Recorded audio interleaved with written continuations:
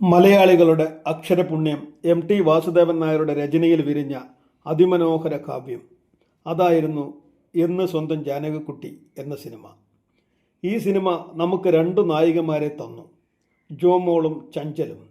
ഇതിൽ വെള്ളാരം കണ്ണുള്ള ചഞ്ചലിൻ്റെ കുഞ്ഞാത്തോൽ എന്ന യക്ഷി ആരെയും പേടിപ്പിക്കാതെ എല്ലാവരുടെയും മനസ്സിൽ കുടിയേറി. ജാനകിക്കുട്ടിയുടെ കുഞ്ഞു കുഞ്ഞു രഹസ്യങ്ങൾ ആരോടും വെളിപ്പെടുത്താതെ അവൾ ഒരു ചെമ്പക പൂമുട്ടിനുള്ളിൽ വസന്തം വിരിയിച്ചു.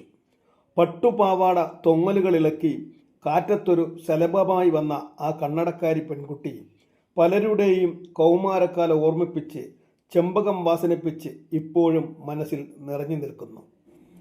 കൈതപ്രം ദാമോദരൻ നമ്പൂതിരിയുടെ വരികളും ആത്മാവ് കൊണ്ടൊരുക്കിയ സംഗീതവും ചിത്രയുടെ തരളിതമായ സ്വരവും കൂടി ഇഴചേർന്ന ആ പാട്ടിൽ ലയിച്ച് ആ തൊടിയിലെ പച്ചയും ആളൊഴിഞ്ഞ കാവും അവിടെ നിലാവുള്ള രാത്രികളിൽ ഇടയ്ക്കിടെ വന്നു പോകാറുള്ള ജാനകിക്കുട്ടിക്ക് മാത്രം കാണാൻ കഴിയുന്ന കുഞ്ഞാത്തോൽ എന്ന സുന്ദരിയായ യക്ഷി പിന്നീട് എങ്ങോട്ട് പോയി? ചഞ്ചലിൻ്റെ മുറുക്കി ചുവപ്പിച്ച ചുണ്ടുകളും തീക്ഷ്ണമായി ജ്വലിക്കുന്ന വെള്ളാരം കണ്ണുകളും എവിടെ പോയി? പാർവണ പാൽമഴ പെയ്തൊഴിയും പാലപ്പൂമണ പുഴയൊഴുകും 1000 നിലയുള്ള ഒരാകാശ കൊട്ടാരം ആകാശപ്പനിയിൽ ഞാൻ പണിഞ്ഞു തരും എന്നു പറഞ്ഞ ആ യക്ഷി ഇപ്പോഴും നിലാവുള്ള രാത്രികളിൽ ആ തൊടിയിൽ അലയുകയായിരിക്കുമോ? എന്ന് സ്വന്തം ജാനകിക്കുട്ടി എന്ന സിനിമയ്ക്ക് ശേഷം ചഞ്ചൽ ലോഹിതദാസിൻ്റെ ഓർമ്മച്ചെപ്പിലും ഋഷിവംശം എന്ന സിനിമയിലും അഭിനയിച്ചു.